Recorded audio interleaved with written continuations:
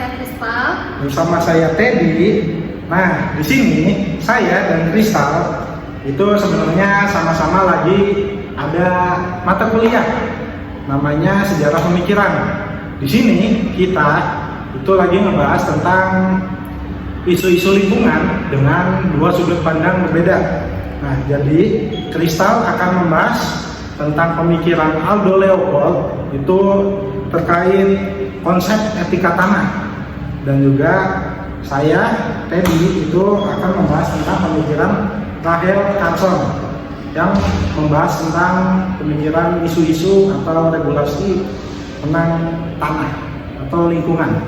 Iya Teddy, benar banget. Jadi sebenarnya menariknya itu kita berdua sebenarnya sedang mendalami pemikiran yang berbeda tapi saling melengkapi tentang lingkungan ini. Nah, saya ini tertarik dengan konsep etika tanah dan bagaimana manusia seharusnya menjadi bagian dari komunitas bumi, bukan penguasanya. Oke. Nah, kalau saya itu, pemikirannya itu tentang bahaya pestisida, bahaya bahan kimia seperti limbah pabrik, pestisida, dan lain-lain. Itu yang membuat kalau semakin lama itu makin bahaya lah buat lingkungan kita. Nah, maka dari itu, mari kita bahas lebih dalam dan lihat relevansinya dengan apa yang terjadi di Indonesia masa kini. Oke. Nah, ya nih Tal, jadi aku itu penasaran gimana itu proses dari pemikiran yang kamu dalami. Kamu pemikiran tentang etika tanah atau manusia itu juga bagian dari alam. Nah, itu apa sih maksudnya? Ya, jadi gini, konsep itu sebenarnya mengubah cara pandang tentang konservasi. Jadi perspektif yang Kristal pelajari itu melihat bahwa manusia bukanlah penguasa alam, tetapi hanya anggota dari apa yang disebut komunitas biotik bersama tanah, air, tumbuhan, dan hewan.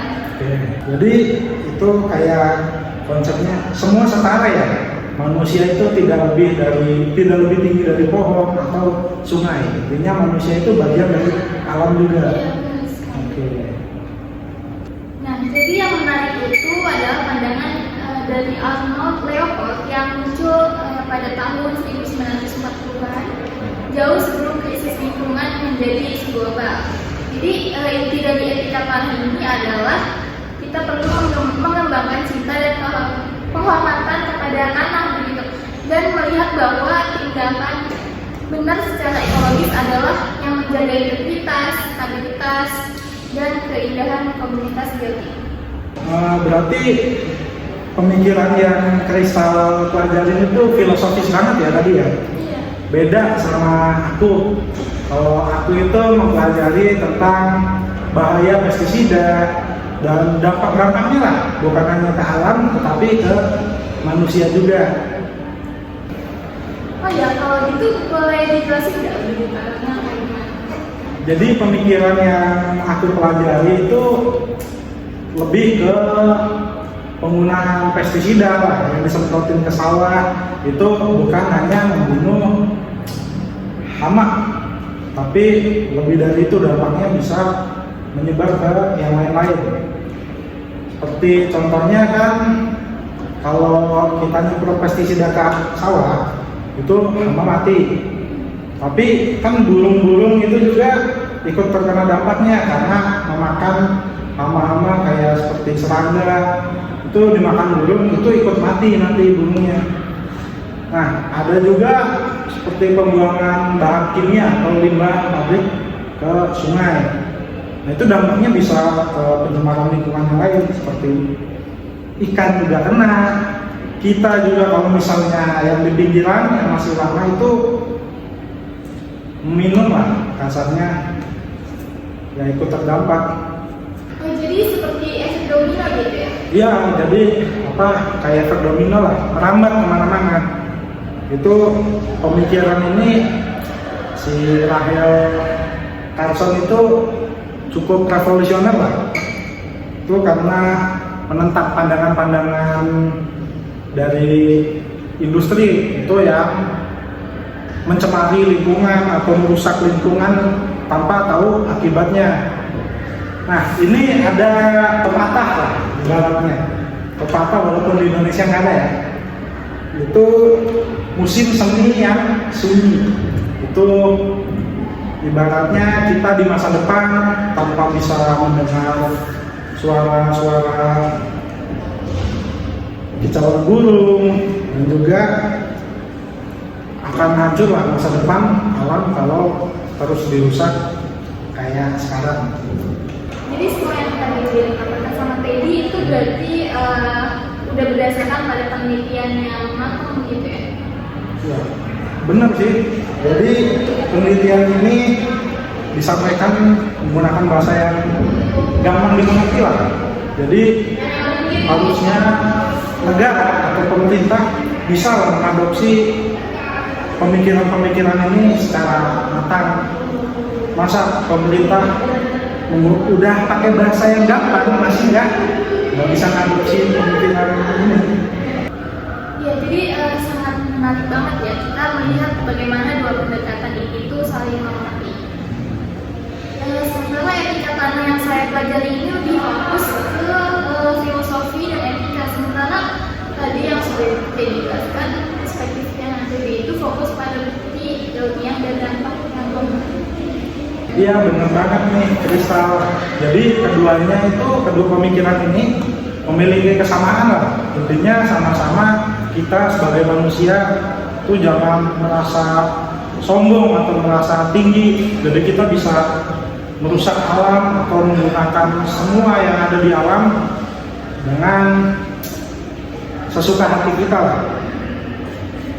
Jadi apa yang kita lakuin ke alam itu pasti ada dampaknya dan pasti nanti bisa berdampak panjang lah untuk kerusakan alam. Nah, berarti keduanya ini menawarkan kritik terhadap paradigma dominasi. Kalau etika tanah itu tadi menantang ide bahwa manusia itu adalah penguasa alam, sementara yang tadi dijelasin itu pemikirannya menunjukkan bahaya dari arogansi manusia yang berpikir bahwa bisa mengontrol alam dengan teknologi tanpa memikirkan dampak negatifnya.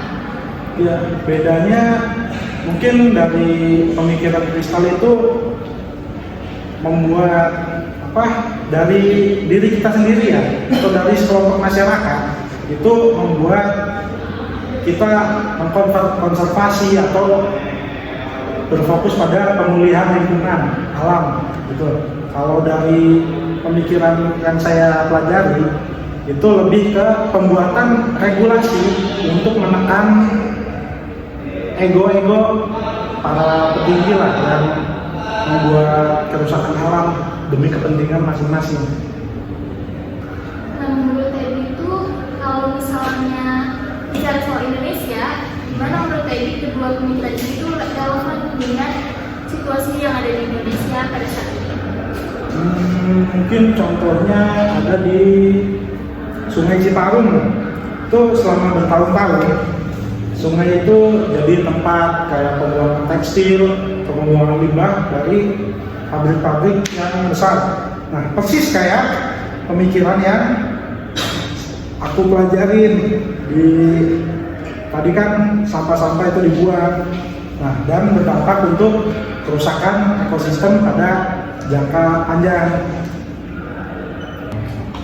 Yang melihat dari contoh kasus Sungai Citarum itu, menurut saya harus ada gerakan yang diciptakan untuk mencoba memperbaiki dari kerusakan yang terjadi di Sungai Citarum itu. Jadi untuk mencerminkan etika tanah sebagai upaya untuk memulihkan integritas ekosistem yang rusak.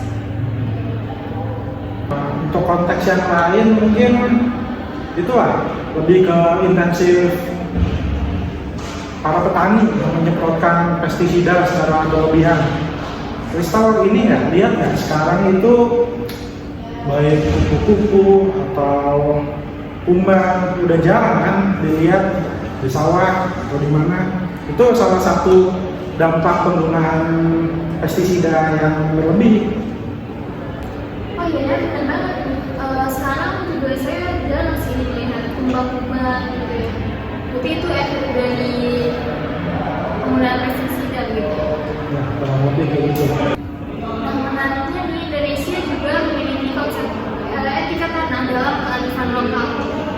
Seperti contohnya pada suku Baduy dengan konsep Lewo Kolot atau hutan tua yang dijaga kelestariannya, yang dimana itu menunjukkan praktik etika tanah yang sudah usia bertahun-tahun. Berarti dari suku Baduy itu udah menerapkan konsep etika tanah atau konservasi berarti ya? Iya. Dari dulu. Oke. Atau kalau ini ada contoh lain dari pemikiran yang saya pelajarin itu mungkin ada contoh lain ya yang mencontohkan dari pemikiran yang kita pelajarin ini. Salah satunya itu ada pengembalian orang hutan Kalimantan atau pengembalian harimau ke daerah asalnya, itu Sumatera. Itu membuka kemungkinan agar manusia hidup berdampingan dengan hewan-hewan tadi. Saya jadi makin optimis karena anak muda Indonesia sekarang ini mulai terbuka sama hal-hal kayak ini. Mulai dari gerakan anti plastik, kayak misalnya kita di sekolah kan udah nggak boleh bawa botol minum plastik kan, terus bawa tumbler, terus pertanian organik sampai ekowisata juga semuanya menunjukkan bahwa kalau cara pikir ini itu mulai diterapkan langsung di kehidupan sehari-hari kita. Tapi tantangannya masih banyak sih. Di Indonesia juga masih banyak penebangan liar buat hutan sawit contohnya. Terus pasti pemikiran dari Kristal ini soal etika tanah banyak bertentangan lah dengan apa yang dilakukan di Indonesia. Nah, kalau soal peningkatan penggunaan pestisida dan polusi ini, jujur kita masih ada PR yang besar ya. Mulai dari mengatur penggunaan bahan kimia bahaya sampai mengelola limbah dengan benar. Oke, tapi udah cukup lah ya untuk bahasan kita sekarang. Jadi kesimpulannya apa nih, Pak? Jadi menurut saya ini, dua pemikiran itu membantu kita buat berpikir ulang soal hubungan kita dengan alam. Kalau etika tanah itu membantu kita buat belajar tentang lebih sayang kepada alam dan menghargai alam sebagai satu komunitas. Nah, sementara peringatan soal bahan kimia ini membuat kita sadar kalau semua hal di ekosistem itu saling berhubungan. Dan kedua pemikiran ini juga relevan ya dalam menghadapi permasalahan yang ada di Indonesia. Itu seperti kayak perubahan iklim, pembunuhan hutan, polusi, dan kita itu perlu mendalami lagi terkait dua pemikiran ini. Ya mungkin solusinya adalah kita harus bisa mengintegrasikan keduanya, etika tanah yang kuat dan kebijakan lingkungan yang berbasis sains. Setuju banget Pak. Berarti kita juga perlu nyampaikan ke pendengar-pendengar barangkali ya, itu kalau krisis ini harus kita tangani secara bersama-sama. Jadi intinya kita sama-sama harus sadar lah terkait lingkungan ini, masalah lingkungan. Baik, kita sudah selesai diskusi. Jadi terima kasih Teddy atas diskusi yang sangat menarik ini. Dan makasih juga ya Kak udah mau ngobrol di podcast ini. Jangan lupa kita jaga lingkungan.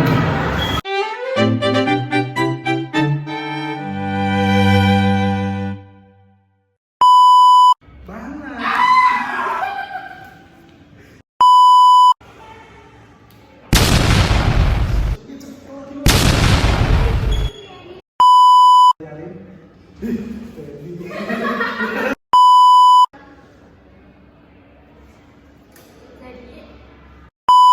ini selesai.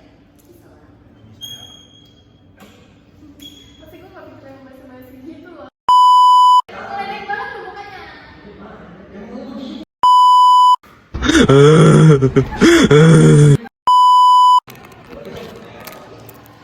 Login.